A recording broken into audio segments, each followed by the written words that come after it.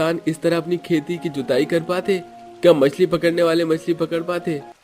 आप सही कह रहे हैं। अब अंदर चलिए, माँ पापा हमें लेने के लिए आते ही होंगे। अंकित की बात को सुनकर अब निकिता के भी नजरिया बदल जाता है और वो घर में जाती है। कुछ देर में शोभा और विनोद अपनी अमीर बहू के घर आते हैं। बहू, मैं तो पहली बार आई हूँ तुम्हारे मायके, और नाव से नदी पार करके मजा ही आ गया। कितना अच्छा नजारा है यहाँ का, पर इस नदी की लहरें बड़ी तेज हैं। मैं तो कहती हूँ दूर ही रहना अपनी नदी से।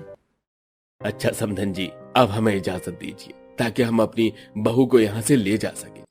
विनोद और शोभा एक ही दिन अपनी दोनों बहुओं को ले जाना चाहते थे, इसलिए पूजा और अंकित के साथ नाव में बैठकर नदी पार करते हैं और कुछ ही देर में गाड़ी से निकिता के घर पहुंच जाते हैं, जहां उसके घर के बाहर ही तालाब देखकर पूजा का मुंह बन जाता है। निकिता के गरीब मायके वालों का मजाक बनाती है।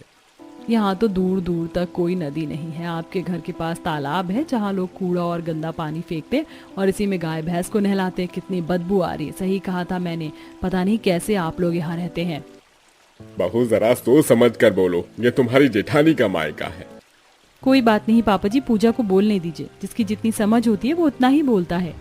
निकिता की बात सुनकर पूजा का मुंह बन जाता है और वो लोग ना चाहते हुए भी निकिता के घर रुकते हैं और अगले ही सुबह पूरा परिवार अपने घर आ जाता है, जहां एक बार फिर पूजा अपने गरीब जेठानी का मजाक बनाती है। मैंने तो आपका घर और तालाब दोनों देख लिया, पर आप चिंता मत कीजिए। कुछ दिनों में मेरी माँ का जन्मदिन है। मैं सोच रही हूँ कि आपको अपने मायके ले जाऊं ताकि आप भी देख सको नदी किनारे घर होने का कितना फायदा होता है। पता नहीं आप और जेठ जी कैसे 2 दिन उस तालाब के पास रह गए। पूजा निकिता का मजाक बनाकर वहां से चली जाती है। समय यूं ही गुजरता है और एक दिन माँ जी, मेरी माँ का जन्मदिन है। मेरी माँ ने जेठानी जी को भी बुलाया है। आप हम दोनों को मेरी मायके जाने दीजिए ना। इसी बहाने तालाब की दुनिया से निकल कर जेठानी जी एक बार नदी की दुनिया भी देख लेंगी। इन्होंने इतना अच्छा नजारा कभी नहीं देखा होगा। बहू, तू अगर अपनी जेठानी को अपने मायके ले जाना चाहती है, मुझे इसमें कोई दिक्कत नहीं है, पर ये मेरा घर है और अगर तूने मेरी बड़ी बहू के साथ और बदतमीजी करी तो मैं बर्दाश्त नहीं करूंगी। शोभा इजाजत तो दे देती है और पूजा को खरी खोटी भी सुनाती है, पर पूजा अपनी हरकतों से बाज नहीं आती और वो अपनी जेठानी को अपने मायके ले जाती है, जहां पर लोग नाव में बैठकर नदी पार कर रहे होते हैं। इसे कहते हैं नदी। पर आपने देखा है कभी ऐसा नजारा? देखा नदी की दूसरी तरफ बच्चे कितना खेल रहे हैं और ये शाम का वक्त है, कितना सुंदर लग रहा है।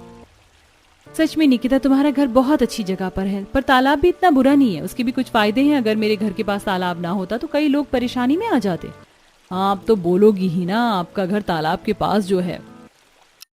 कुछ देर में पूजा और निकिता घर पहुंचते हैं और घर में जाते हैं और खिड़की खोलने पर उसे सामने ही नदी का नजारा देखने को मिलता है और ठंडी हवा का झोंका आता है।